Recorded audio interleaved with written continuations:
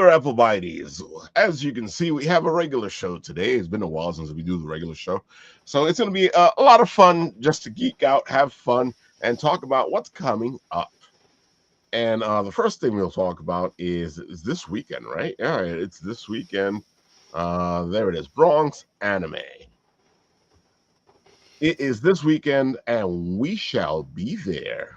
Go check it out. It is an amazing event. Dude, you guys gotta go to this one. It's just to die for. It's still a church basement, right? Yep. It's underneath. Cool. It's like a classic Comic-Con. Yeah. That's how it used to be. I love it. I mean, the only reason I know about it because I don't think I'm on their list, but Keith Williams is going to be there, so I'm on Keith's list, and he said he's going to be at Bronx, so it's pretty exciting. Should be a good time. Oh, cool. Keith is going to be. Was he there last year? No, he wasn't there last year. I didn't see him. Okay, there you go. Yeah. So it's be interesting to see him out there. Yep. I feel like we've seen Keith a lot this year. Well, he does a con, I think, almost every weekend. I mean, yeah. There's times where he's doing cons, and I'm like, "You at a con?" And he's like, "Yeah." Yeah, he's busy. He, it's how he gets to in retirement. Good for him. I mean, people still like his stuff like him, and if he can do some commissions and get his name out there still, God bless him. I am all for it. So. Yep, it's $20 at the door, $15 if you buy it online, and if you want to do the VIP early bird, it's $25. Yeah, I might have to get it online tonight if I'm still in time. I don't know. I might be out of time. We'll see. Anyway. Well, we'll see what happens.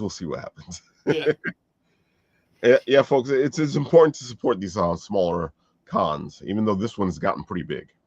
Yeah, it's that was the first time I did it last year, and I dressed up as Haugens, and it's actually part of the cosplay contest. I didn't win anything, but I gave a lot of stuff. It was great. I loved you on the red carpet. I think we got footage of that too. That was fun. I met a lot of neat people there, a lot of good people, and it's a very intimate location. I like the basement because they have a large basement there. I mean, it's probably it definitely is 5 rows of vendors, a wrestling ring on top of everything else they're doing. Yeah, it's a cool space, and it's really a lot of fun. Look at that. And then, of course, as always, the cosplay is big at Bronx Anime.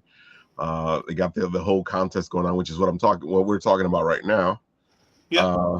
Yep. If you guys want, you should go check it out. It's just a great con. And Will Torres is going to be there. Very cool. Yeah, I got to get there. Very cool. So you're gonna have some 2 of your cover artists there. Yeah, Keith and Will. My plan is to bring. I got stickers for my Kickstarter cards, and it has a QR code on it that brings it right to the Kickstarter campaign now. So. I was wondering what you were gonna do because I know we were talking about this, and I was like, you were like, okay, I'll bring something so people can support the Kickstarter.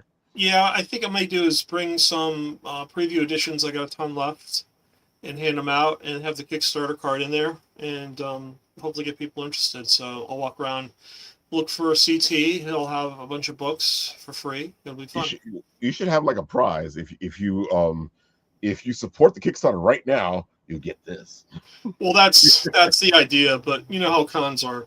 I also know how you are. Fans are like that of a gnat, and you're lucky if you get them for like 2 seconds. So I also know how you are. Yeah, I mean, I like to hook people in, but while they sit there and actually go to the app and actually do a Kickstarter pledge while I'm waiting, I don't think this is going to happen. People want to get in and they want to get their stuff and they want to see things, and they don't want to just sit around doing my kind of thing. So it's one thing about a booth; it'd be a little different, but walking around it's going to be, I think, more difficult. But that's okay.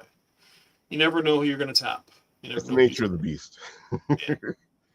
Yep. Yeah, this is an amazing convention. We have a lot of fun at this convention.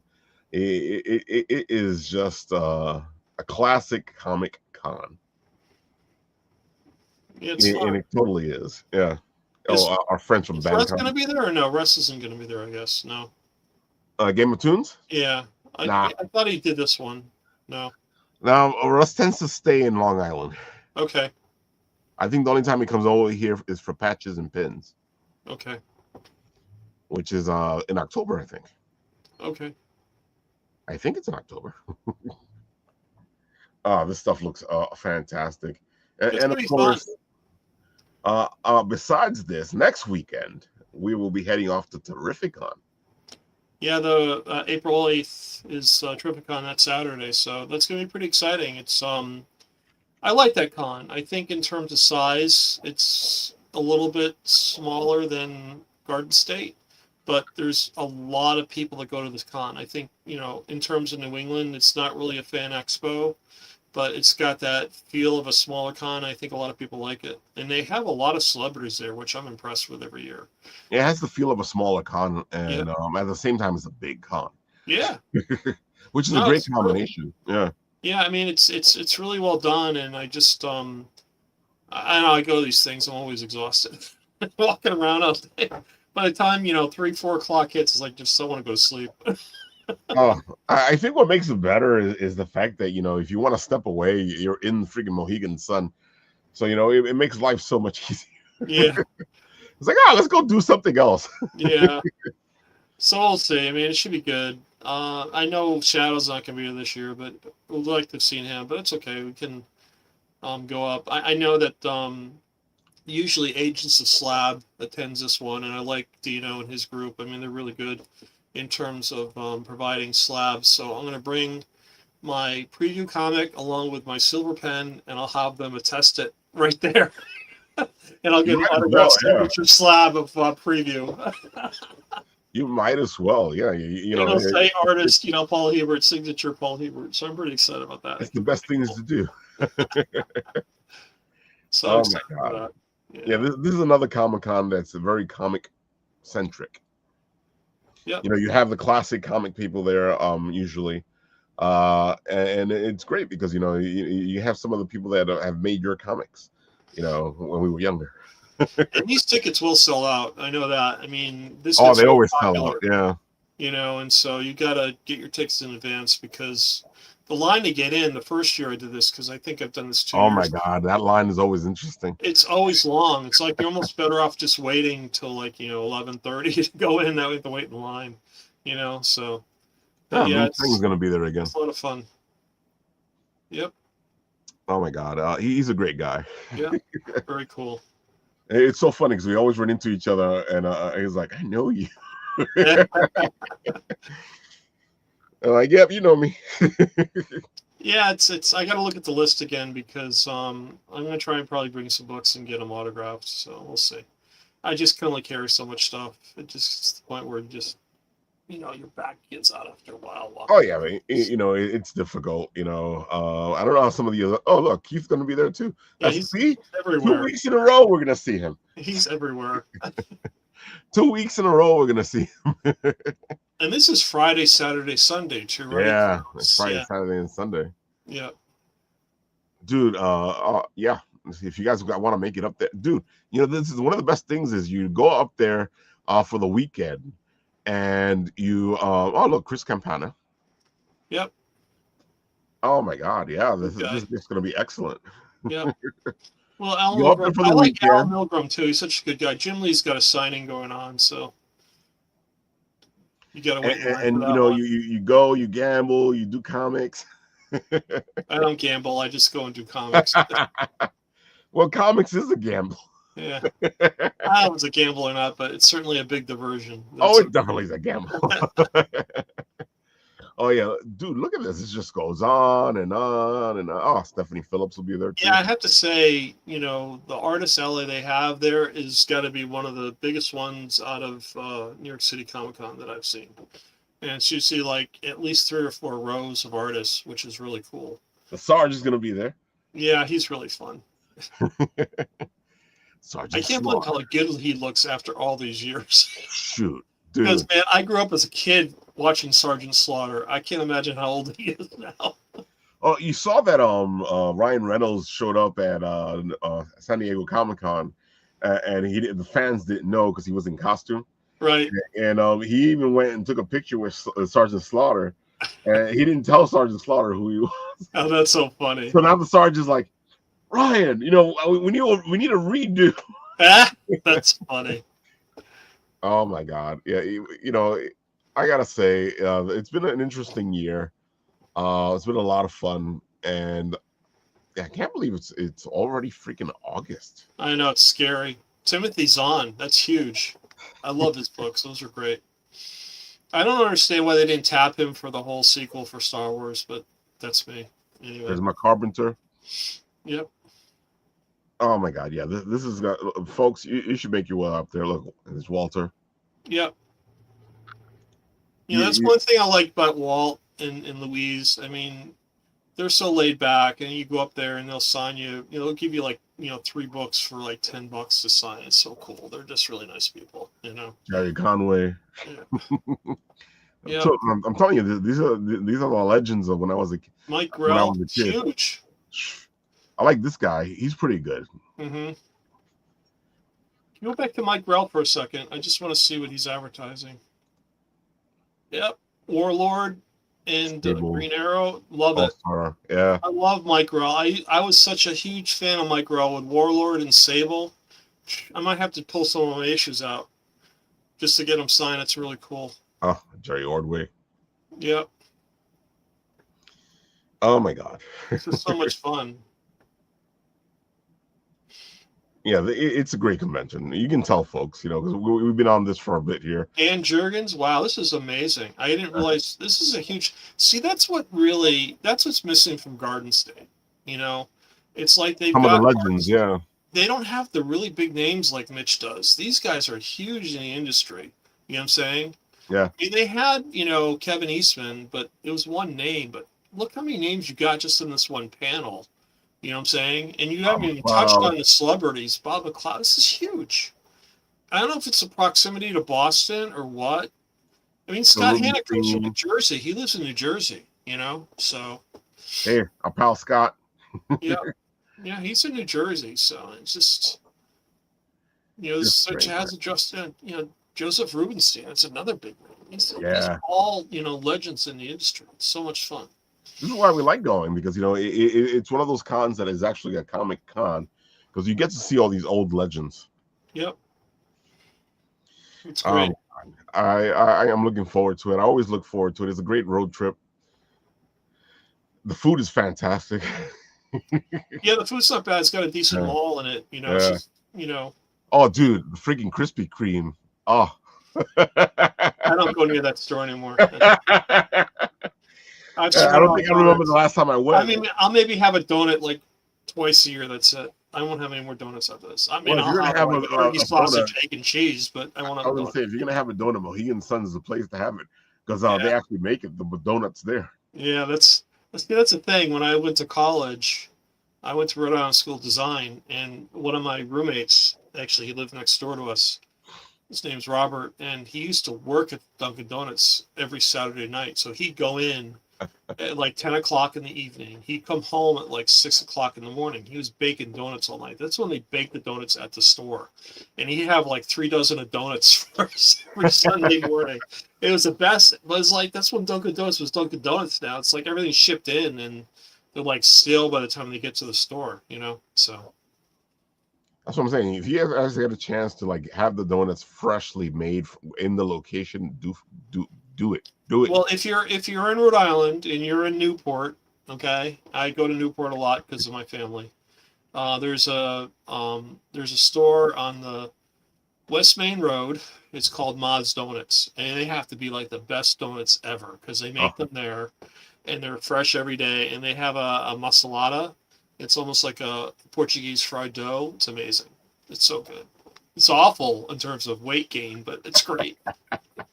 That's how they get you, man. They get you to go to these fresh ones, and then you get the donut fresh. Then you want more donuts, and you want more donuts. Tell me about it. Yeah, I'm really looking forward to TrifficCon. I got my ticket. I'm good, so we're good. Same here. Dude, you got something new to talk about.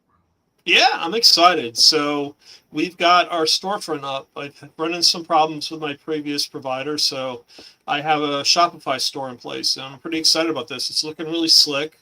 I've got some, I got my preview video going in the background, which is fun, and I'm loading merch in, so it's really an easy shopping experience in terms of going in and buying stuff. It's a lot easier than it was before from an end user point of view, and when the Kickstarter is over, I'll actually have a preview section up, so coming soon. So any kind of merchandise that was on the Kickstarter that people didn't take part in, they'll be able to go in and purchase it.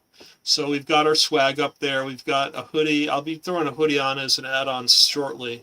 I'm loading the magnets in. I'm loading the pins in. Pretty much everything is going to be on here that I'm offering the Kickstarter, as well as what I've been offering for the cons themselves. So I'm pretty excited about this. It's looking really hot. It's sleek. It's modern. It works. Not to worry about orders not going through. We have a email newsletter sign up as well, which I didn't have before. So it's a really nice integration. I'm really happy that this is working out so well so far. So, dude, it made sense because I was looking at the Kickstarter and you had all these add-ons. I'm like, I mean, you should be selling all this stuff. Yeah, I mean, now that I have a store that I'm really confident in, I know it's going to work. And it's really easy name to remember as well. It's timeenforcers.store, so everyone can go to it and find it pretty easily. And it's just like I said, it's easy to load things up. It's easy to expand the store pretty quickly, and that's what I like about it. It's less headaches for me because that way I can focus on creating stuff as well. I'm not really worried about having problems loading products into a page and getting available for sale. It's also great because it gives you a place to have your merch. And then people, when they look you up, they can go buy the merch. Well, it's funny. I just loaded the store up. I made it live probably like 3 or 4 days ago, and it's already coming up in the search engines. I don't know if that has something to do with my Time Enforcer's identity, but it's coming up in the search engines already, so that's pretty cool. So I just realized something. I know the hat has the logos for the Time Enforcer. I'm surprised you don't have a shirt that has Time Enforcer on it. Oh. Yeah, it's funny. I thought about that, but I almost feel it's almost so much like a billboard. Here's what I'm going to tell you. And one of the reasons why we put the Bitten Apple shirt up is because every time I would go somewhere, he goes, "Why can't I buy this shirt, Ralph?" Are you kidding me? Really? Yeah. No one says it to me.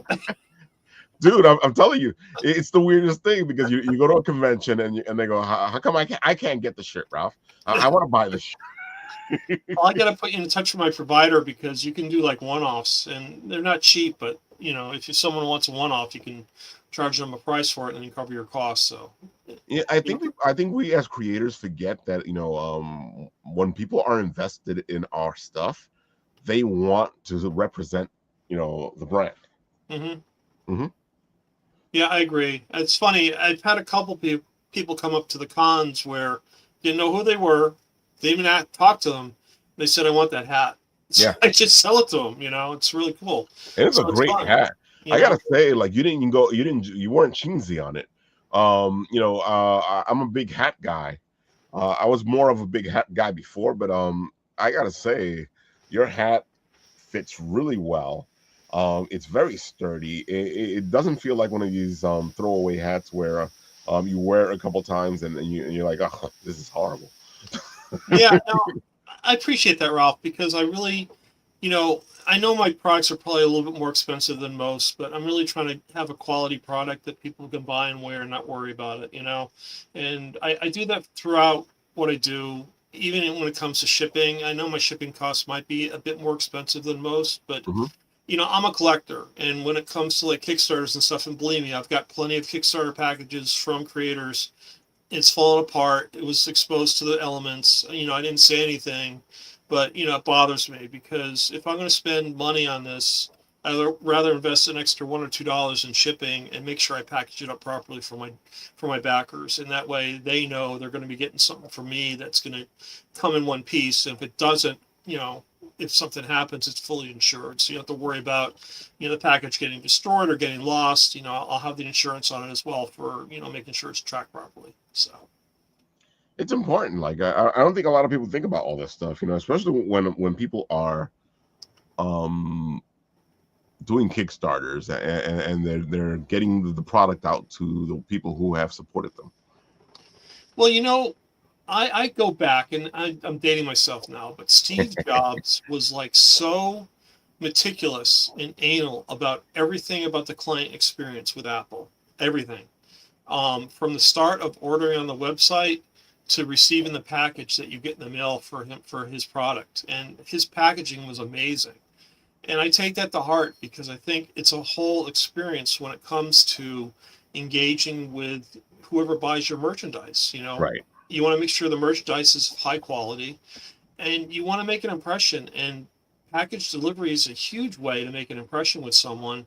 Oh, It definitely. comes in a box. It looks really slick. It's well packaged. It's well padded, and there's like a handwritten note in it. And I've had backers, I've had creators that have had handwritten notes. That it means a lot to me. It means they actually sat down and write something to me, how they appreciate my time and my money in terms of investing in their product. That means That's they've what we were actually. talking about with Mr. Fish, because he does that.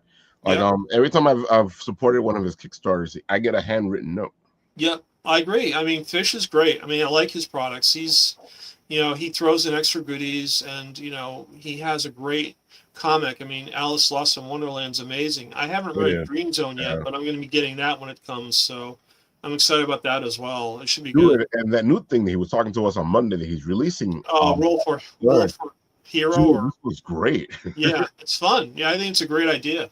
So I was going to try and tap into that as well if I ever get time to sit down and do things, something like that. So I know the feeling because we're constantly doing something. yeah. So yeah, I Uh, mean, the Kickstarter's going well. I mean, I've kind of flattened out a bit, but I'm past goal, which I'm happy about. So now I'm only, $314 away from our first stretch goal. I oh might, yeah, you're really close, and you yeah, got so much time left. I might mix things up a little bit with the stretch goals, and we kind of tapped it on George's show yesterday or the day before. I can't remember which day it was, but um, I had originally set up the stretch goal for the $4,000 level to be a Keith Williams variant. I'm kind of like announcing something I probably shouldn't because I want to make it a surprise, but I just want to let people know. I'm probably going to make it a $3,000 level. Anyone that contributes to the campaign, I don't care if it's $5, if it's $10. If we get $3,000, I'm going to swap it out. It'll be a Keith Williams variant that he did of Nickel Time. So that'll be a full issue along with his cover. It'll be a Virgin variant like I'm doing for the other artists. Hmm. So these are only available on the Kickstarter. I'll have the variants available after the Kickstarter, but it's going to have Time Enforcers branding on it. So this is the only opportunity where you can get, a very pristine look at this art without any kind of Time Enforcers clutter You on guys it. were talking about no, we were talking about it Monday. I love the fact that you did that because these will be Kickstarter exclusives. That means that if you got the Kickstarter, you're getting these exclusive Virgin covers. After this, it's gonna have the Time Enforcer on the top there. Yep, and even the print edition is going to say Kickstarter exclusive edition. So the regular print edition is going to have a price, but this has no price on it. It's exclusive to Kickstarter. Anyone that pledges at, I think it's $20 or above, is going to get that print edition, and they'll have that exclusive edition as well. So someday when my stuff is worth money and people look back 100 years from now, it's like, wow, that exclusive edition was only worth available for like a month in August of 2026. The funny thing is, and I know we've talked about this on the show before because we've had a couple of people, they're indie creators, and they don't have the books anymore, and these books are selling on the sell sites for like $500 to $600. Well, why do you think I want to slab mine? I'm going to take my preview edition and slab it. That's why I'm slabbing. Let's get real. I mean, my kids don't want it. I want it. Oh my god. I've got about 100 copies left of the preview edition, so I'll be handing some of those out for free at Trificon and also Brock's Anime. But my feeling is I may just throw in the preview edition for everyone that's backed at this point. I mean, I have this stuff. I want to share it, and I just appreciate everyone that's got on board with this campaign. So I gotta say, so You're going to be roaming around this weekend at Bronx Anime, and then next weekend at Terrificon. So let's say somebody has already supported you. I feel like you know, if they see you and they say hi, they should get something. Well, yeah, And I if we mean, support you there at the well, place, you they know, would get. what do you wait be a freaking pack mule now? Of course, I was planning on bringing buttons. Of course, I was bringing Oh, I know what you're gonna bring. I don't but mind helping you my carry it. pack is going to give out, Raphael. It can only carry so much stuff. I'm sorry, man. I I don't know mind you want a helping you. pin. I'm going to get you the pin. Don't worry, you'll be there. It's okay. You'll get a pin. I don't think you have a chrono flip yet, right? You don't have the chrono flip for I don't think for so. chrono No. yet, do I you? think I got everything else. Yeah, you got everything else. So I'll get you that too. So don't worry. You'll get your free stuff. Don't worry. Yeah, I don't mind being a pack mule for you. Okay. Well, after all the stuff I'm going to give you for free, you'll be a pack mule. So you'll be good. Oh my God. I gotta No, say, but you're one of my biggest supporters, so I'm happy to give my stuff to you, man. I I gotta love say you. though, I love I the way you feel like support me. You know, so I was gonna say what I feel like when you do stuff like that for the fans, you know, that you run into them, they supported you already. You're like, here, you know, they kind of appreciate stuff like that. well, it's funny you say that, okay? And this has been my intention all along. Anyone that backs this campaign, what frustrates me about Kickstarter is I have no way to contact people outside of their, message systems. Like you don't get emails, you don't get anything. But I make it a point of rewarding people for joining us. So my intention is after this Kickstarter campaign is done, is to get people involved, at least get a contact information with them so I can start forwarding them either free digital stuff or if it cost effective enough, some free print stuff that I can get in Right. the mail pretty inexpensively. This is outside of the Kickstarter. This is going to be anyone who is a member of the Secret Circle will be part of this. And if we get to $2,000, everyone that's backed this campaign will be a member of the Secret Circle. So I don't make a joke about this. I just really feel it's important to build a fan base because the way Sam was referring to it on George's webcast, it's just like it's tough. I mean, you got to build a fan base and have people understand. It's like, yeah, we're not a Marvel, we're not a DC, but we're different. Exactly. You know, But I like that. I like the idea. Let me show it off. It's up here. Hopefully I'm not making you guys sick. But I love because I grew up with this stuff and a lot of it was before my time. So being part of like some secret circle or something, the decoder rings and all this and that, the badge. I feel like that's an interesting thing to do these days. well, it's funny now. Like now, I got the freaking bugs, so I got to figure out. It's one thing to get a sticker; it's another thing to get a pin, right? Or a badge. But I'm Yeah. gonna have to make a ring. I'm gonna have to make a Time Oh, Forces ring. It'd be so cool. It'd be like freaking Green Lantern. It'll have the hourglass on it. I had a feeling. This is it, Yeah. man. You've heard it. Now you've got it. Now I got another thing I'm gonna do. I'm gonna make a ring with an hourglass. Okay. Anyone that gets a Secret Circle will have this, and they can say, "In the darkest of night." I like it. Well, I love the logo with the hourglass. So the ring sounds fantastic.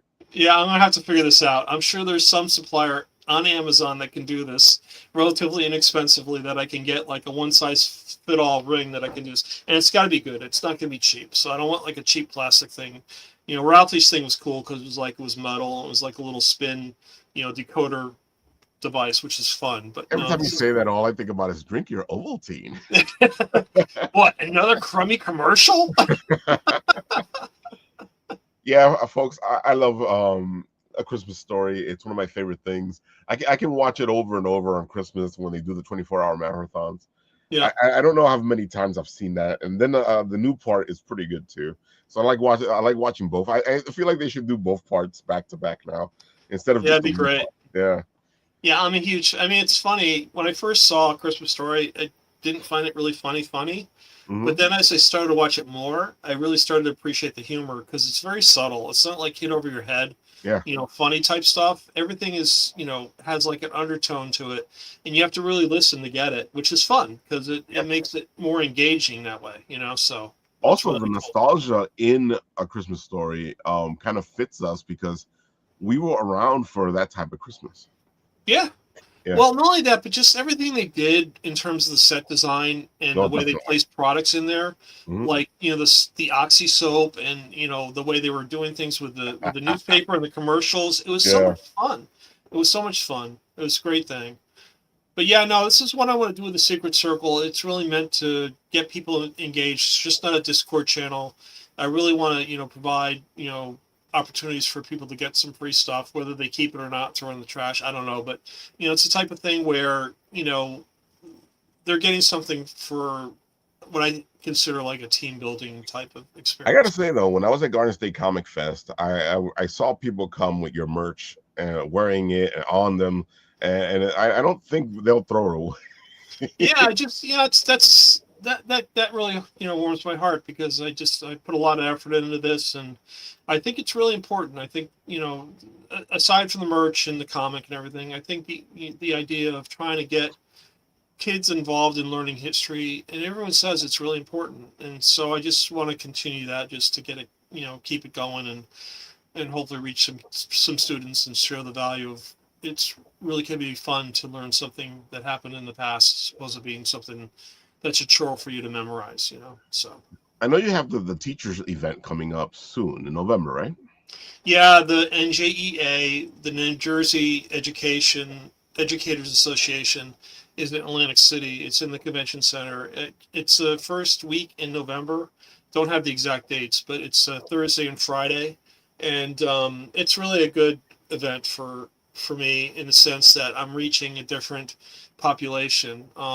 It's one thing to attend a con where I may occasionally hit an educator or a lot of parents, but now this is primarily just educators, and there are plenty of administrators as well that I've had an opportunity to meet. So it's really a good opportunity to reach the education community because that's really where I want to go with this. In addition to the education framework that we're doing, I want to build up this whole history all around this program that's going to transform the whole mobile experience for kids. So. And how does that work? Because I know you're not really selling. I feel like that's where I'm going with this. You're not selling when you're there. So how does the merch and stuff work that you have while you're there? Usually it's a giveaway. I'll have stuff. I mean, I might try and get away and sell some stuff, but I think for the most part, I had it set up where I had smaller pieces of merchandise like a magnet. I didn't have the pins at the time, so I might use the pins this year, but I had a survey going on where we had the surveys before where we use the on-spot social and we can grab their name and their email address and they get registered for a contest. So that worked out really well. From an information gathering standpoint, I was able to use that survey for a lot of different things over the course of the past year. I've had a couple of grant applications as well as some positioning with educators, and being able to have that research is critical, especially when it comes to this community, because you have to show some idea that what you're providing has some worth, and that's what the survey does. I mean, it shows that educators looked at this, they evaluated it. We asked questions, in terms of what the importance is of having a program like this, and resoundingly, they all expressed it was really important. So it was really, great results we got from the survey, and we'll be doing something again like that this year. So. Okay, I was wondering how that works because I know it's different because I've done both types of shows. I've done the shows where it's closed to the public and it's more of a trade show, Yep. and that's what this is because Yep. it's more Yeah, for the teachers. this is Yeah. definitely like more of an industry event. It's Hmm. not like a public event. You have to be an educator, an administrator to get invited. So any teacher from New Jersey and any school administrator from New Jersey, they don't limit it to public schools. I think private, charter, or as well as homeschooling educators are involved in terms of being able to attend the show. So, and I did meet several homeschoolers. I met several charter school educators, and across the board, everyone was really enthusiastic about this program. So it's just you got to keep this traction going. So. This is also where you premiered all the things that you had set up with the folders and the the student initiative, right? Yeah, that's the education framework and what I call history all around us. And basically, it comprises two components. One for the students, where we have what I call mission journals. So they actually get a physical journal that will allow them to do the research they have to do for class, write notes down. They actually have to write things down as opposed to just looking at a screen. And it'll allow them to take those notes and get together with their classmates and then put together a presentation. So I had many experiences with my kids in particular where, the teacher would ask the kids to work in a group as a presentation. And what ended up happening was one or two kids did all the work while the other kids kind of like loafed off. Oh, I know that feeling.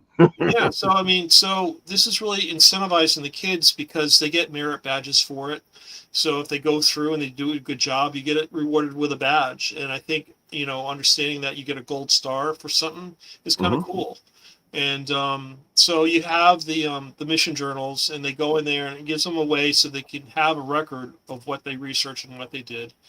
The other portion of it is what I call a data bank, and the data bank is actually information for each core curriculum that's offered. So if you're going to be studying feudal Japan, the data bank will include um, opportunities for the students to select what they want to research. So the people, places, or things that happened during feudal Japan, they'll be able to choose what they want to look at in terms of research. And it's called student agency. So the students have the power to dictate, okay, I'm interested in learning about a tea ceremony, how important was the culture of, the Japanese at that time, or I just want to focus on a shogunate in terms of who were the actual rulers of Japan during this time of the feudal era. And so it's given them those opportunities. They each get to research their own topic. They get together, they come back, they pull the topics together as a group, three or four Right. kids, and then they do a presentation. And so, they get the experience of working in a group, collaborating, and then ultimately doing a presentation in front of the class. And it could be a poster, it could be a diorama, doesn't really matter. It's really up to kids to decide how they want to present their ideas. It could be just them standing up, with a slideshow. It could be anything. So that's the idea you have in the student program. But then the educator side, we actually built out what I called integrated research dashboard, IRD, which it provides the educator with the ability to track the students who are taking the course. So they can add or delete students from the course. They can actually choose a curriculum for themselves based on the curriculum that's available. So if they want to look at feudal Japan, or they want to look at ancient Egypt, or they want to look at, the Industrial Revolution, these are all subjects that will be aligned with state mandates, meaning that the state says, yes, if you want to study the Industrial Revolution, these are the state codes you have to follow, and that's what these programs do. So the curriculum is all aligned with the states, and then they're able to take that core program and then essentially distribute the materials out to the kids, and then they're Right. able to track their progress. I mean, the way we're doing this program is we're going to have essentially 4 stages of integration, right? We're going to have the graphic novel, which I think is important. Okay, we're going to have a tabletop role-playing game where the kids can interact with each other. So it's going to be a Trivia Pursuit, Dungeons and Dragons type of experience where they only have to answer trivia questions, but they have to maybe create their own character from history or use a pre-made character, come in and actually figure things out when they are confronted with a situation. So what do you do to defeat this villain at this time? And Right. that's what you do. That's Dungeons and Dragons. And then we have the video game, so the kids can go home, they can play the video game. There's challenges within the game itself. They have to bypass the challenges. Those challenges will be recorded into the dashboard for the teacher so they can see how they did. And then you have the journals. So basically those are the 4 components that comprise this. It's really trying to get the kids involved in different levels of engagement, because it's all about not every kid is a speed reader, not every kid can look at something and just instantly adapt to it. And we're trying to build this program out where it's approachable by readers of all different levels and all different ages, and it's really meant to be engaging in that sense. And that's where the universal design for learning comes into play, making the information so pretty much any reader level can understand what's happening as they go through it. And I've told you before, but I love the fact that all this is one big plan. Yep. Yeah, it didn't start out that way. It started out just as a video game. Yeah. But as I started to get into it, and my wife is my education consultant. She works at Fairleigh Dickinson University with kids with learning disabilities, and it inspired me to take this further than just a video game, and that's kind of where the progress went with this. And I'm not looking back. I think it's great. I think it's really progressed well. I just my only contention is I just don't have the resources to build it out as quick as I can. I mean, it's going through, it's being built out, but it's taking longer than I hoped it would take to do. So that's okay. Oh, I feel you, because it's a lot of work. Yeah, it is. I And mean, it's one of the reasons why we did this Kickstarter, is to see if we can get you some money flowing so you can actually get yourself a team. and believe me, whatever I get out of this, I'm going to be appreciative for. So I mean, if it's only $1,668, I'm fine with that. I mean, I just feel that it's more money than I had before I started. And I'm hopefully building a fan base on top of that, because you know how these things work. I mean, you see these Kickstarters, $20,000, $30,000. They're doing like issue 9, so they've been around a while and they have a fan base. And so I've had one Kickstarter prior to this, which was for the video game, and that did great. I mean, I think it was different economic times. I think it was people had a little bit more That is flush with true money too. during Yeah. COVID. Mhm. So, but now it's a little bit more difficult. I mean, it's challenging for people, to pay the rent, pay the bills, and I understand that. And so I just got to keep moving forward and just hope that I have the resources to go and get more people involved with this, and then hopefully find the right contacts to make an investment in this, so we can just continue it and expand it. So And we've been talking about that on the show. It's like a lot. I think everybody doing Kickstarter right now is having the same issue. hmm I find that the majority of people are funding. It's just that they stay stuck in around 2 to 3 thousand from their funding goal. yeah, it's very rare. Well, I've seen a few of them because I have the app, but a lot of times it's I hate to say it. I mean, Chuck talks about this all the time, and uh, so does Phil. And it's just Right. like there's certain genres that just resonate with people on Kickstarter above other comics, That and is true. and Phil's is Phil's Papa book is amazing. I will continue to back that Kickstarter because it's just an incredible book, and it's different. It's not it's not sex, it's not gore, it's not blood. It's a story, and I think it's really important that those Kickstarters get as much attention as the other ones too. So Yeah, it's kind of sad though, because you're right. Phil's book Papa, it should do gangbusters. yeah, I can't wait for issue 2. I know you've read the whole thing, so I'm at a loss. I've only read the first issue, and my wife read it too. She thought it was amazing, and it But the takes a first lot to issue get that kind of. and the surprise ending. Oh, Yeah, it was great. Well, it's not an ending, right? It's just the end of issue 1, yeah. so Well, it's it's a a surprise ending continuation. for issue 1. The cliffhanger. It's like, okay.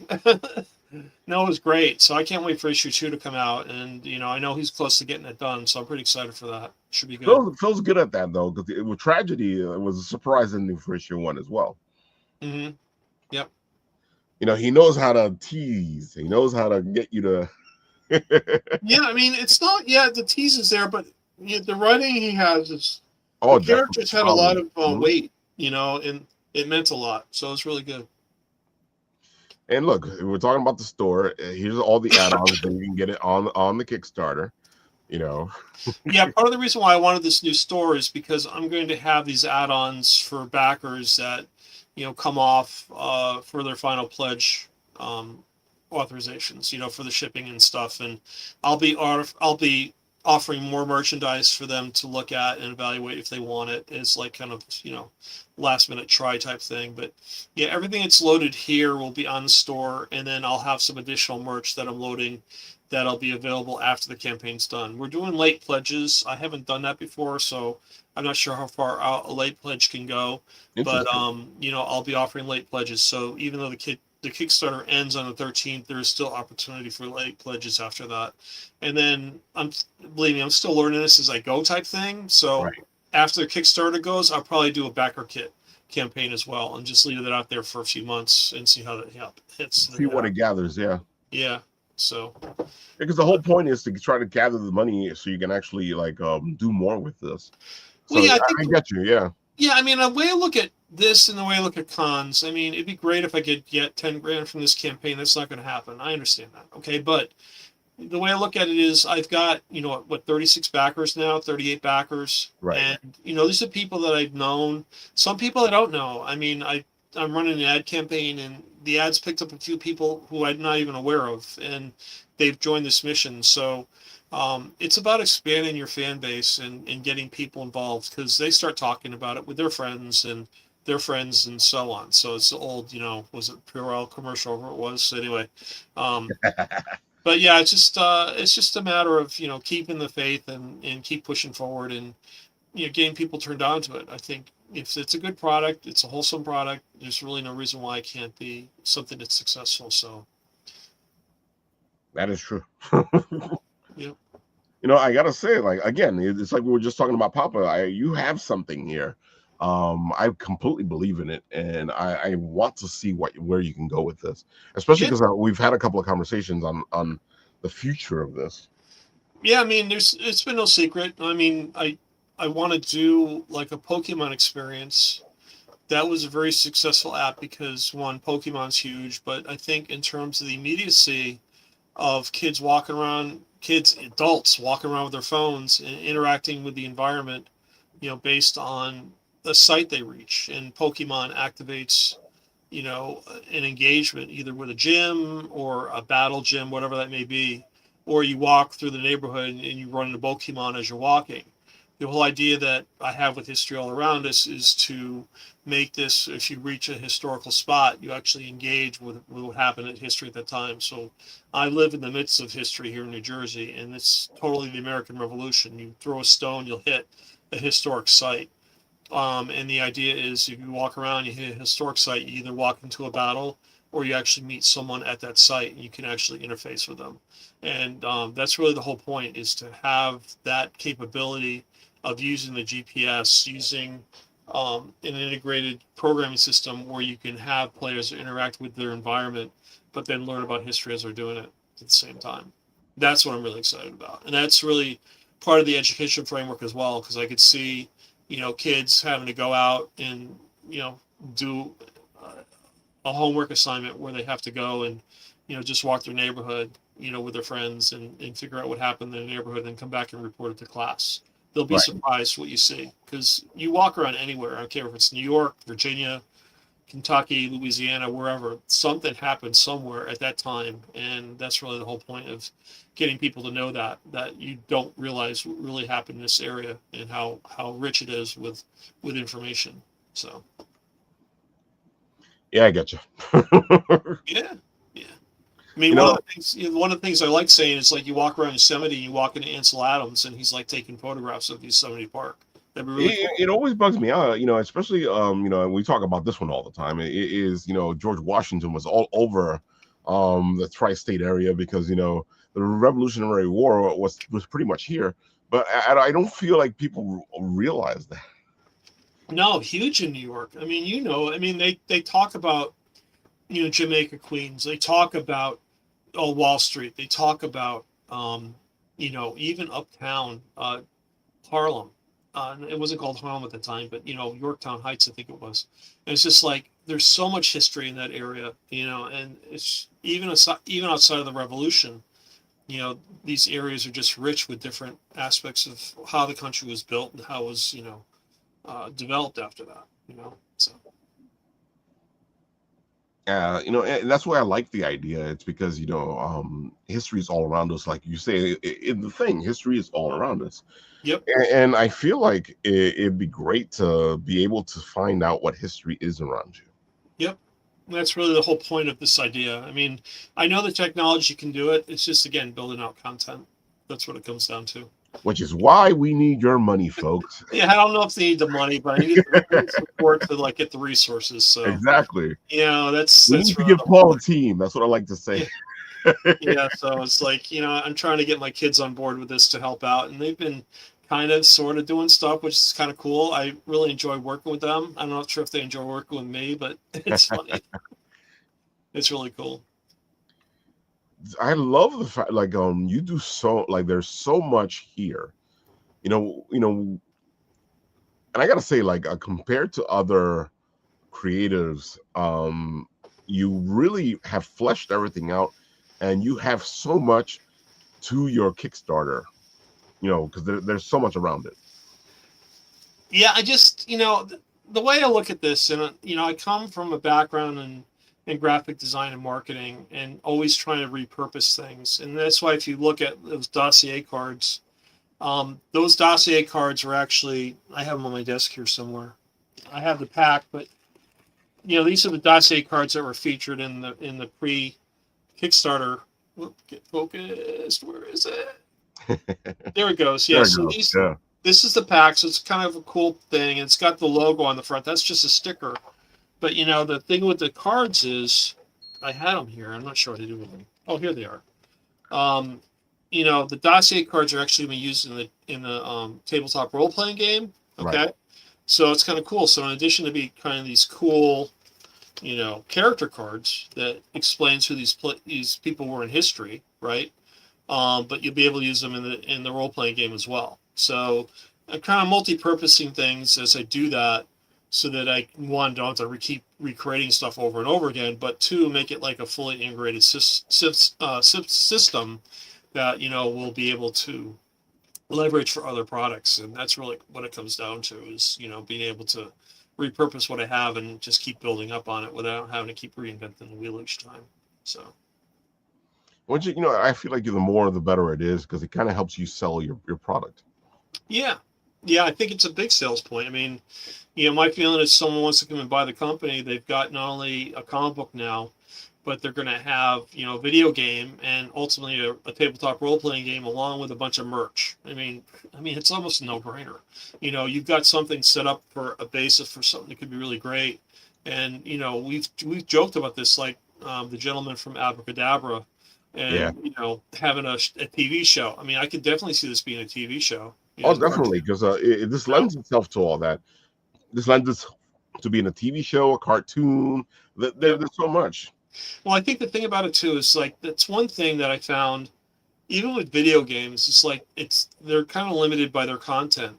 It's like, I love Destiny, I loved Assassin's Creed, but it's like it got to the point where, like, it was almost becoming repetitive. It's like the same thing over and over again, because they just couldn't figure out a way to introduce new things without repeating themselves. Whereas this is history. I mean, the content is enormous. You can have easily 100 episodes of this without even blinking an eye, without even thinking twice. I have things planned for, like, the Galactic Space Time Consortium where it could totally collapse and they got to start over from scratch. But it doesn't matter. I got characters in history that help build it back up again. So it's really the whole point of understanding that it's not the story that's important. It's the idea of history. Yeah. And taking those characters from history to build on the content, and that's where it becomes, again, the sky's the limit. You really can build out anything from this and not really worry about it. So, which is good, because that's the whole thing, because it's everything else is secondary. The history is primary. yeah. And I also feel like, because you are where you are, you can have a place where the good guys are winning. You can have a place where the bad guys are winning, because it's history. And it doesn't matter. I mean, it's a comic book. We can do whatever we want. If Exactly. someone dies, we can bring him back. It doesn't matter. It's time travel. I mean, I think that's one of the reasons why a lot of people don't like messing with time travel, because of this. But it's the truth, though, because you're at different points in time. Things are in different points in time. well, I'm gonna geek out right now, okay? Because I love Strange New Worlds. Okay, it's gonna be one of the best Star Trek series going right now. Okay, Right. I just saw the latest episode. I don't know if you've seen it or not. Okay, No. If you haven't, you have to. Okay, because it's so cool what they did. It just blew my mind. Okay, I'm not gonna say anything. That's all I'm gonna say. First, I was gonna say, like, there's probably some people out there go, no, don't say it. I'm not saying anything. Strange New Worlds, you gotta watch it because it's so good. It's just it's that good. Okay, what they did was perfect. It's everything about time travel. It's just like, it just blows the doors off it. I love it. They just didn't make any excuses. They just did it. I just love it. It's really cool. Yeah, but that's the whole thing with time travel. It's complicated. I feel like they do a great job explaining it in Avengers Endgame. Well, yeah, I mean, the whole paradox, right? I mean, you have two paradoxes, right?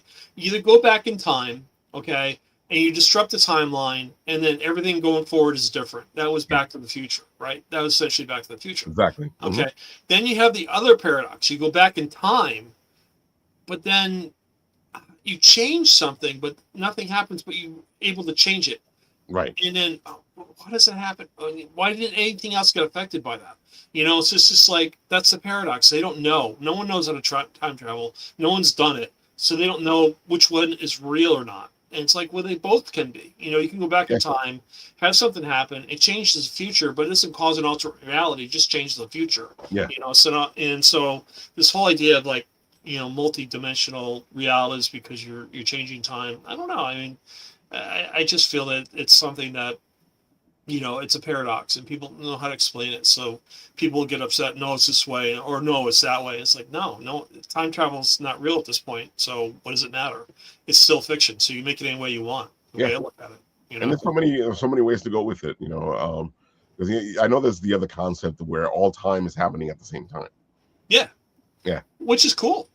So the one thing I really want to get into, which I haven't done yet, is the whole thing of Einstein's theory of relativity, and everyone's talked about it, but I haven't really studied it, and I think that's important for me to study, because ultimately what's going to happen is Einstein's going to show up, and he's going to talk to CT, and they're going to have identity crisis. So I want to make sure when these two guys get together, I know what I'm talking about, in terms of theory of relativity. So That's funny. I can't wait to see that. yeah, it's going to be funny. I think that's episode 4. That'll be episode 4. Episode 3 is like, I'm so psyched for, man. I'm just working on the finals for episode 2 to lead into 3, because George asked me on the show the other night, so you're going to do more episodes? Hell yeah, there's going to be more episodes coming, pal. Just hold on to your seat. Get a seatbelt going, because I'm going to rock your world. So I got to say. I'm going to rock your world. Oh my God. Yeah, it's all this stuff. And I feel like you're doing it the right way, because you're not dealing like this like it's a job. You're just having fun with it. Yeah, I mean, it's work, but my wife says, she sees me get frustrated sometimes, but it's like, it's still work. I mean, though it is creative, it's fun, but when things don't work out, you get frustrated. You just want to keep moving forward, and when you start getting setbacks, then that's when it gets frustrating for me. So, but it's also because we believe in this stuff. You believe in what you're doing. And so it gets. And we were talking about this in the green room, where we see that it's a great product, it's a great Kickstarter, or it's whatever. And it just doesn't go anywhere, or it just goes barely anywhere. Well, that's all right. I mean, like I said, I don't have the fan base. A lot of these Kickstarters that take off, people know who the creator is, and so they jump on board because they know who they are. They recognize who it is. And that happens for a lot of people. I know Mada's a ton of Kickstarters, and God bless her, she's great. She's done 9 so far, but she's built a fan base, and that's why she's doing great now, because it's taken that build up over time. I mean, you have to be patient and realize it's going to take time to get traction, and that's why you do the cons. That's why you go and meet people. That's why you try and engage with them through email or whatever, or you do the social media and try and engage with them through that. And it's just making people aware. So I think the more people become aware, the more they understand how important it is, then they get involved and actually want to help support it. And it's not easy. I mean, especially when you're running on a shoestring and you're doing it yourself. And a lot of these companies have the backing of media departments and marketing departments and creative departments, and it's like they're spending a ton of money on ads and everything. And then I understand that. I've seen it happen, and it's great if you can do that, but if you don't, it's hard. It's just, if you believe in yourself, believe in the product, you have the passion and the desire, you just get it done. Move forward. Every step forward for me is an accomplishment. There's gonna be step backs, and I just look at that. Okay, so I take a step back, but I'm gonna keep moving forward no matter what happens. So. Oh, definitely. And I feel like we need to say that, because sometimes I know that a lot of people get frustrated out there, and it is frustrating, because these are great projects, but sometimes you just got to keep building. Yeah, I mean, you just got to say, whatever I do, as long as I keep going forward, if I'm not achieving the ultimate goal that I want, at least I've achieved something, and and just keep moving on that. Like the relationships I formed with these guys for the variant covers is amazing. And I've had similar relationship forming with the artists that I've worked with over the past few years in terms of doing the artwork for how would you draw a Time Enforcer's character. Right. And, understanding these people and what they're doing, these are resources that I can tap. If I get an opportunity where I have some money involved, I can tap someone to help me, start doing artwork for the book instead of me doing it all the time.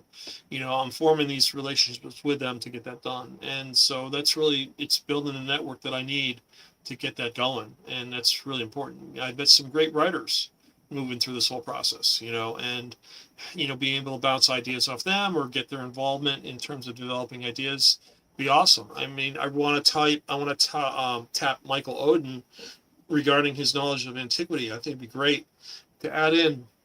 You talk about the tabletop role-playing game, okay?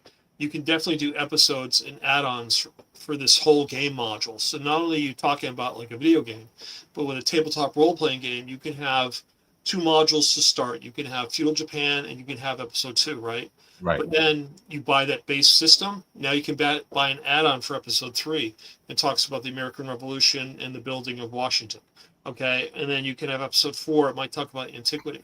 And these are all independent modules. Just keep adding to the gaming system. Before you know it, now I have a tabletop role-playing game that's like huge. It just builds out and tells a story. And that's really the whole point of. Which is the great thing about everything you're doing with Time Enforcers, that it just builds on what's before it. Yep.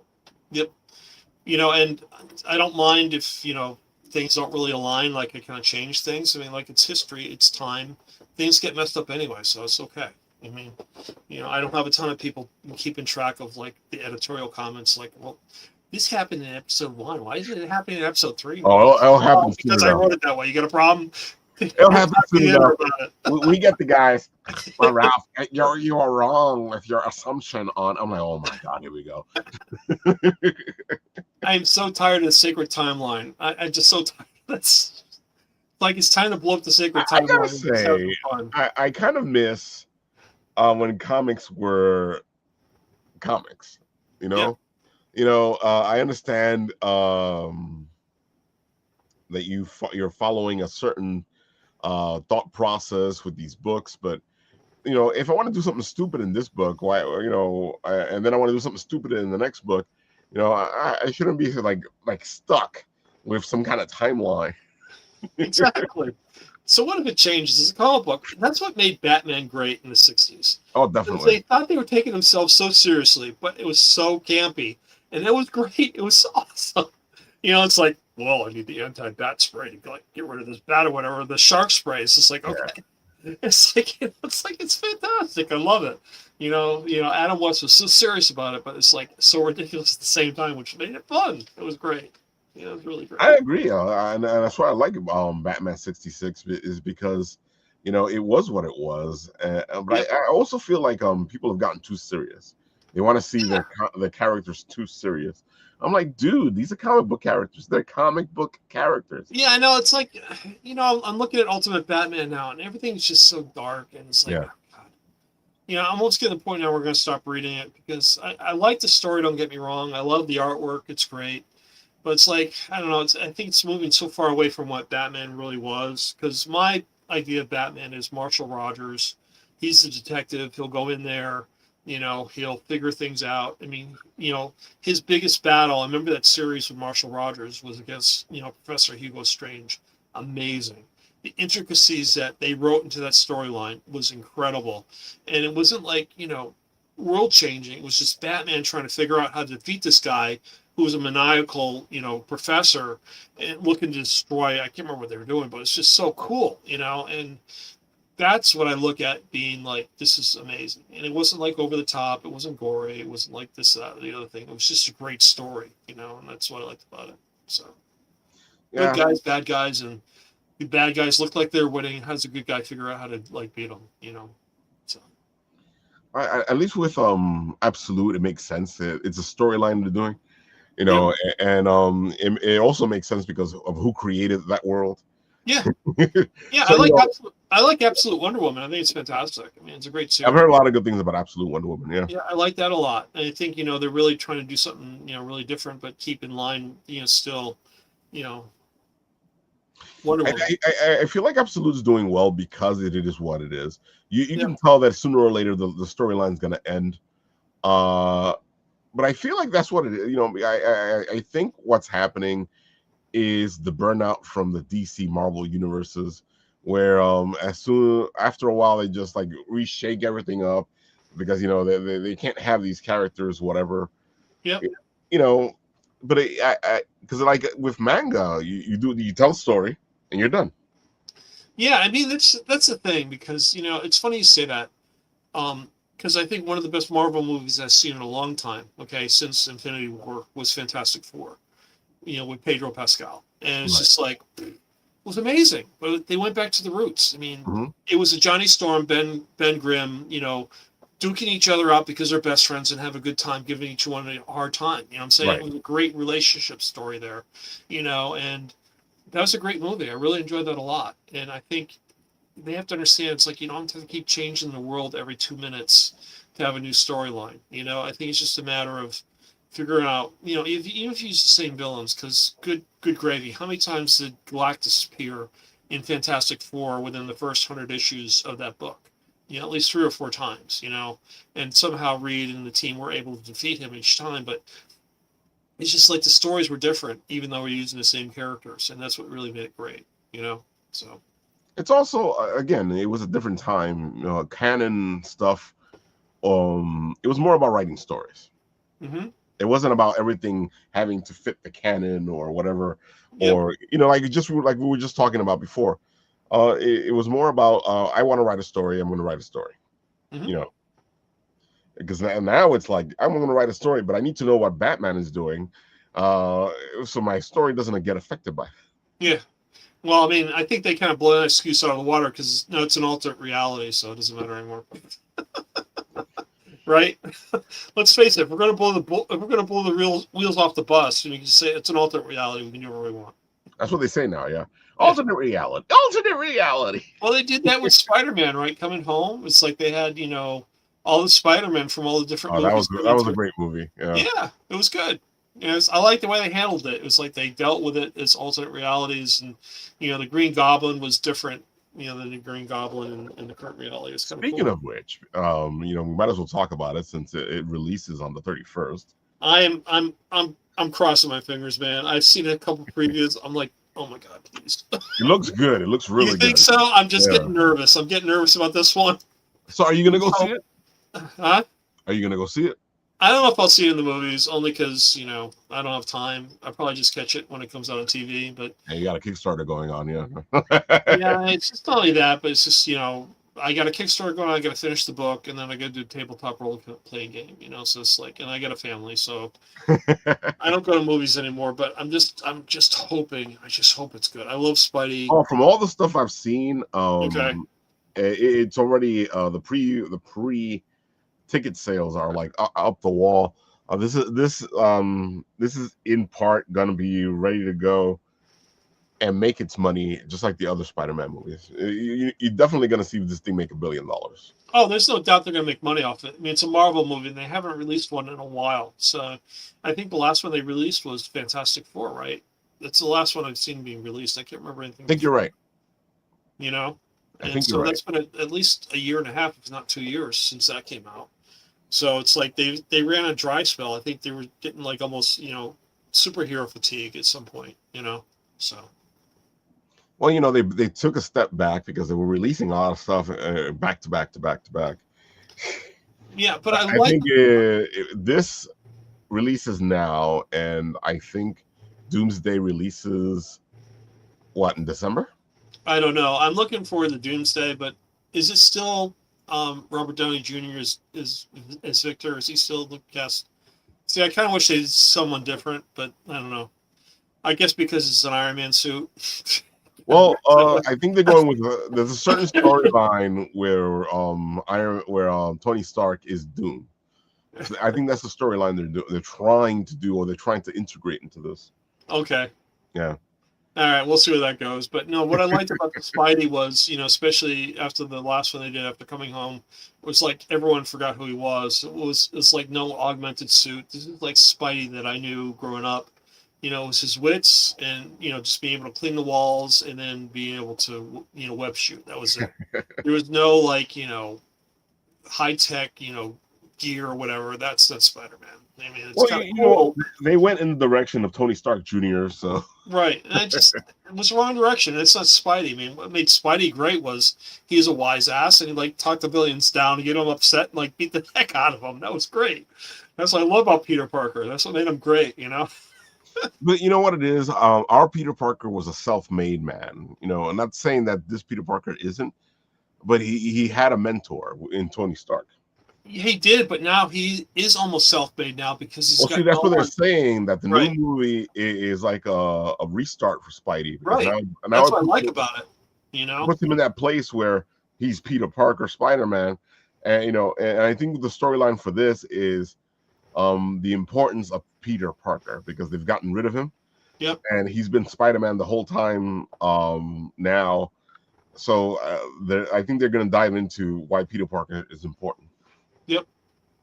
And that's really cool. I mean, you know, he doesn't have the relationship with Aunt May. She's gone. So I mean, and then no one knows who he is. I mean, the Yeah, whole thing with Mary Jane and his friend, I can't remember his name, but you know, it's Ned just, Leeds. yeah, they don't know who he is, so he's starting from, you know, a clean slate. So it'll be interesting. I'm just holding my breath that it's gonna be okay, and you know, we'll see. We'll You know, see. It looks good. So far, it looks yeah, good. Everything I've seen, it looks really good. So, you good. know, we'll find out in 2 days. I'm gonna trust you. I'm not sure if I'll make it to the movies, but I'll definitely watch it either on Disney because I'm sure it's gonna be on Dude, you Disney. know, once this thing releases and we start getting the information, because this is what usually happens. You know, I already have information that I probably shouldn't have right now, but it's not fun to share stuff like I'm that. not gonna listen to that crap. I'm just gonna, you know, like I said, if I can't make it to the movies, I'll watch it on TV because I am looking forward to seeing Masters of the Universe because now it's on Prime. So I just haven't had time to sit down and watch it. Well, So I've heard a lot of good things about Masters of the Universe. You know, it was a good movie. I'm surprised people didn't go see it.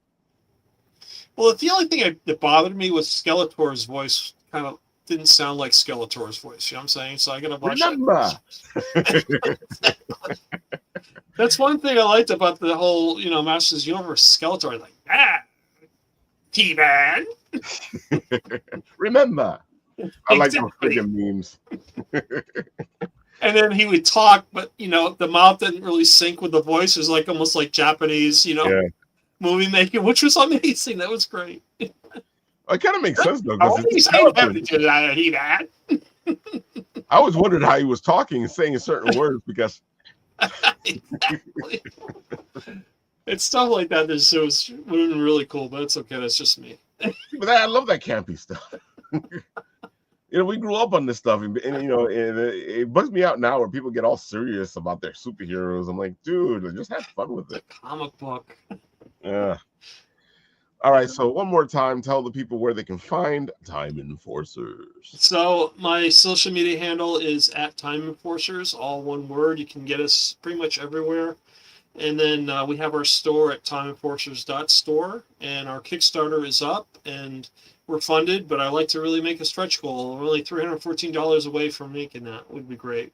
So, and you know, the way it goes with me, I'll probably be throwing a lot of free stuff to the backers anyway, because I just appreciate everyone who backs my Dude, campaign. if you're considering, if we get to the stretch goal, giving everybody a free comic book, because that's pretty much what you're saying, Yep.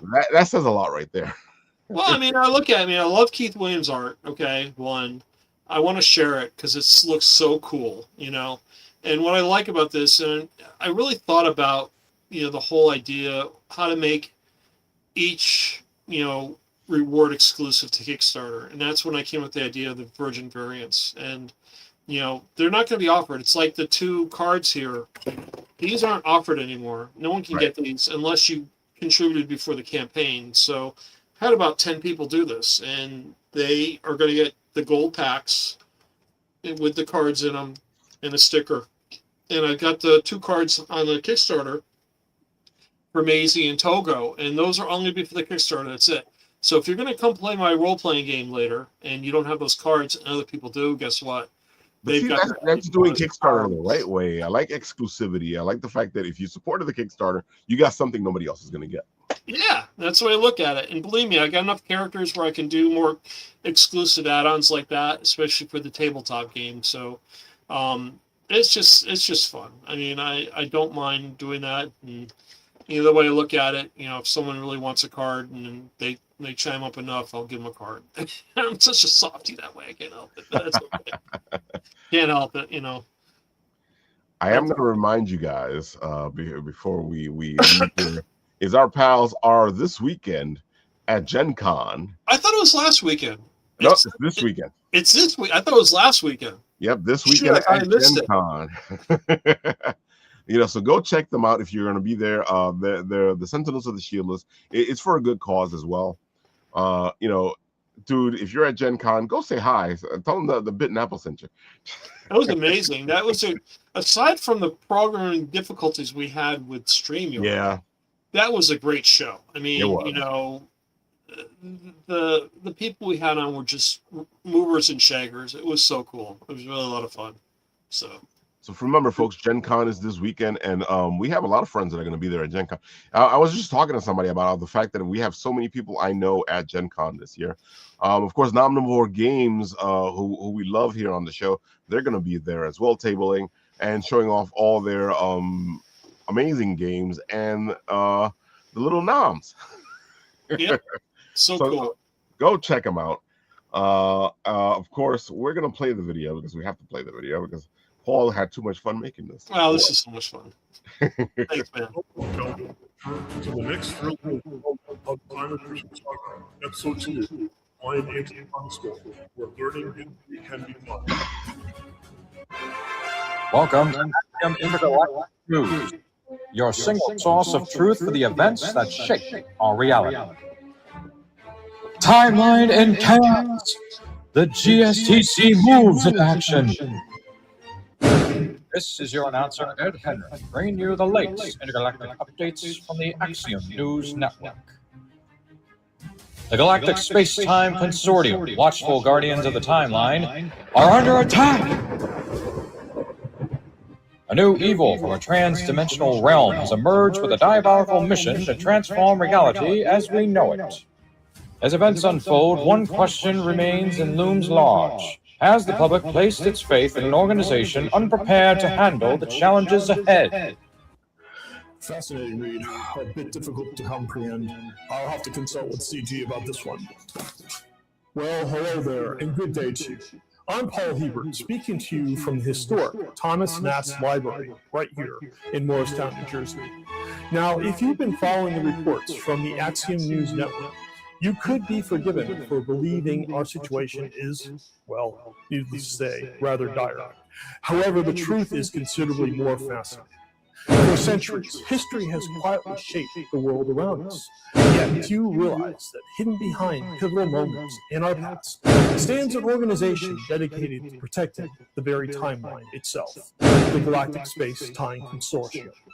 Its mission appears simple, but it is somewhat difficult in practice. Preserve history as we know it. Today, this challenge has never been more important, and that is precisely what the Time Enforcers is all about. One might even say learning history can be far more exciting when action and adventure is a big part of it. But enough from me. I would like to introduce you to one of the founders of the GSTC, the venerable Professor C.T. Haugens. C.T., are you there? Blast it, Paul. Couldn't you have picked a better time to drop in? It's total chaos here. The outer defenses of the GSTC headquarters have been breached. Time portals are destabilizing. The archives are under siege. The very timeline itself is at risk of collapse. We need to call in every recruit we can to the GSTC to help. I can't speak now. I have to go. Well, as you can see, the situation has become considerably a bit more complicated, and quite frankly, we can use your help. Joining our Kickstarter campaign is your opportunity to take part in this mission. Whether you're discovering Time Enforcers for the very first time, or you followed our adventures from the very beginning, you will find a reward tier worthy of every agent. Choose from multiple editions of the graphic novel, including 5 stunning variant covers illustrated by an incredible lineup of legendary artists, an exclusive hardcover edition, and additional rewards that will unlock as new stretch goals are achieved throughout the campaign.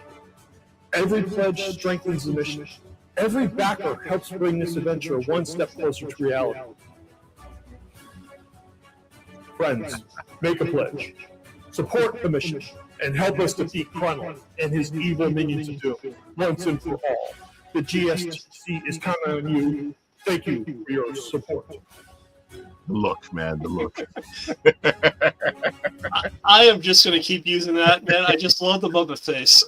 I gotta say, man, that look really sells that. I was like, what? Just love the Muppet face. I think I gotta start doing the look. Exactly. Oh my god. James Burton's like, hey, always was like so much fun. Oh my god. I gotta say, you had too much fun making that. Yeah, it was fun. I just wish the sound quality was a little better. I was so frustrated because I was rushing, but I think I have to get like an overhead mic now for this stuff. I'm gonna get higher tech. Or a lapel mic. I did. I had one. I think what happened was my voice was bouncing off the book, so that's why it sounded echoey. So when I closed the book, came down, and my voice got normal again. I saw. Because that little badge there is my mic, so it's funny. You probably need one of. I'm surprised you don't have one actually, because you do enough of these shows. What, a wham stand mic? Well, yeah, that too, but what is my mic? I have a professional mic over here that changes my voice to like nice and smoothing and sexually. You don't need that.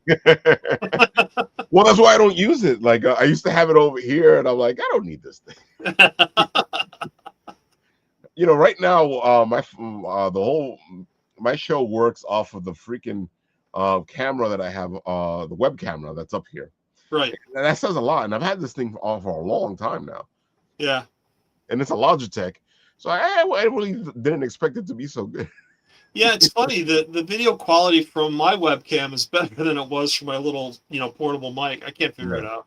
I could have been, I videotaped it on my third floor, which is a big room. So it might have been because it was echoing. I don't know, but it's all right. I'm living and learning. I just have to do it more and figure out how to do things better. Yeah, it is what it is. Of It's course, okay. Our pal Fish will be here Monday. So because his Kickstarter kicks off Monday. And this looks fantastic. I can't wait to purchase this because me and rolling things up to get creative. I love it. Looks like a lot of fun. I can't wait to support that one too. I love Fish. He's a good guy.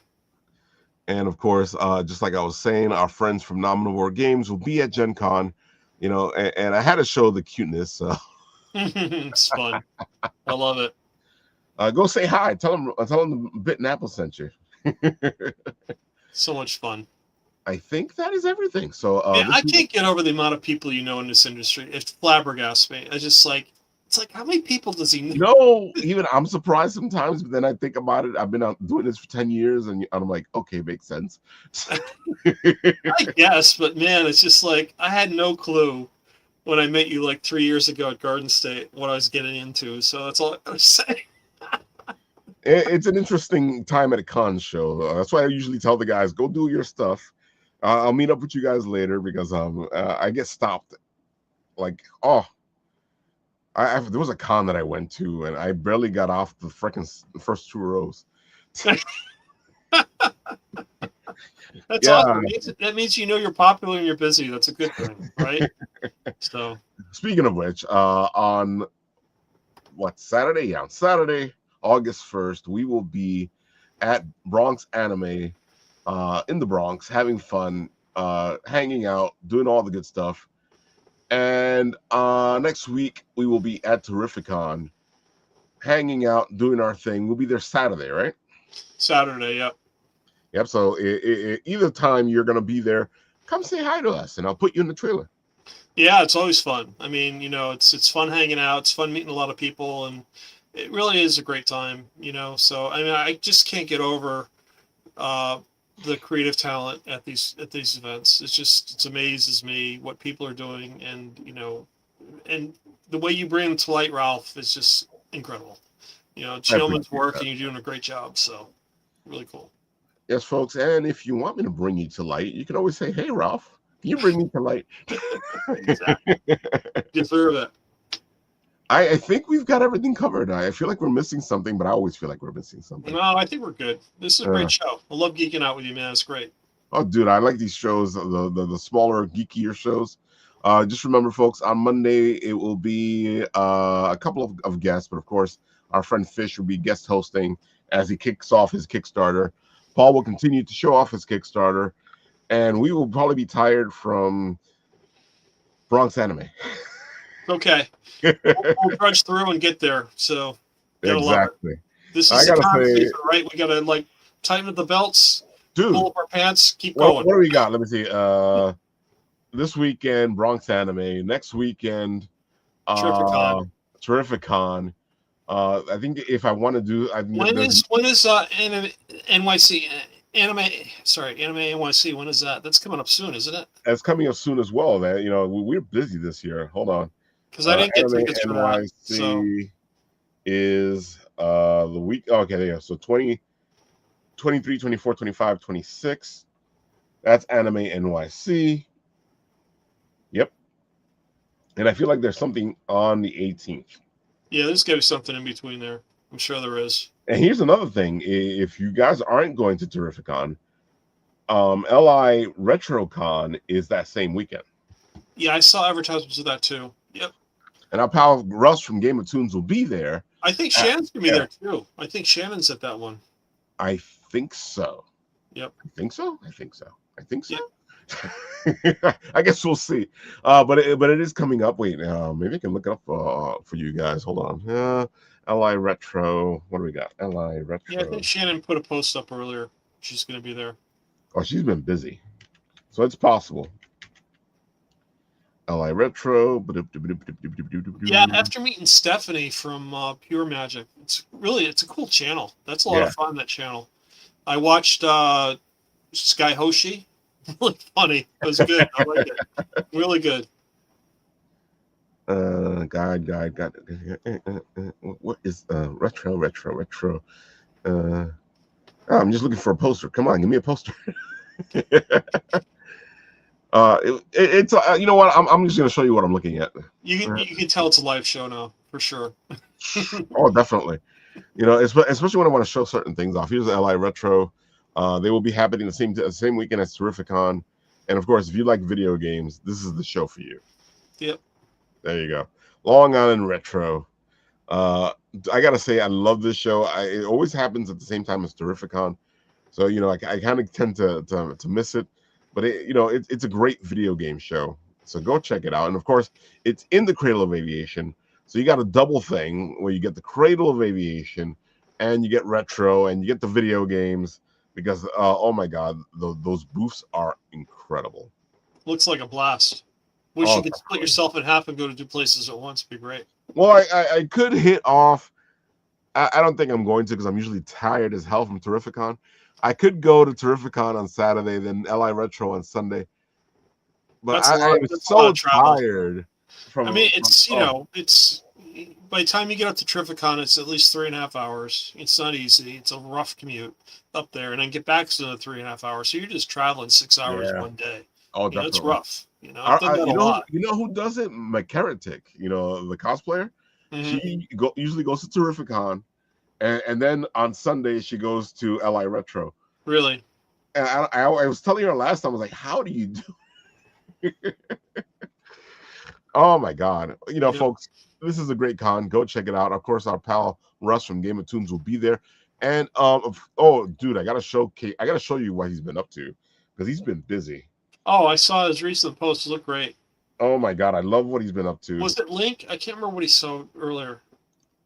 Look at this. Yeah, Link is up there. No. This is an Elven Ranger. Oh, is it? Yep. Oh, I thought it was Link. Yeah. Sorry. First up is my Elf Archer, Leaf Willowbow. Really cool. Dude, look at that. He has a dark. He's a drow. Oh yeah. I love it. Dude, and here's his barbarian, an orc barbarian. Very cool. Yeah, he's been busy. Like, dude, this alone, I was telling him, I was like, just take my money. Well, I believe in this guy, and you can tell why. I mean, it's so freaking cool. Dude, these fidgets are fantastic. Hey, you got to switch the camera, man. I got mine up. Take a look. I'm showing his stuff off. And I'm not partial here. Look at that. You know, I'm not partial here. You left me up there for like a second and a half. Come on. I got 2. You got 1. Well, look, I turned it into 2. Well, mine's 4 now. There, you want 4? I got 4. Okay. Yeah, folks, I don't know why I have it here, because if you hear the clicking, you know what I'm playing with back here. Game of Tunes, folks. Yeah. If Awesome you're stuff. looking for something like this, hit up Russ from Game of Tunes, and he can make it for you. He actually does the art for the character, and then he makes it these little things. So work with them. You know, it's worth your money. Believe me. So much fun. Oh my God, yeah. Folks, look at that. We've geeked out. We've done all the crazy things. Go check out Time Enforcers. Help out the Kickstarter. Give Paul the team he needs. Not much. I mean, like I said, I'm a capitalist, but I have no idea what it is to charge people. So that's why you folks, you need to support this, because you're going to get a bunch of swag as soon as all those stretch goals happen. This weekend we will be at Bronx Anime. So there you go. And of course, on this show, when it ends, I press the button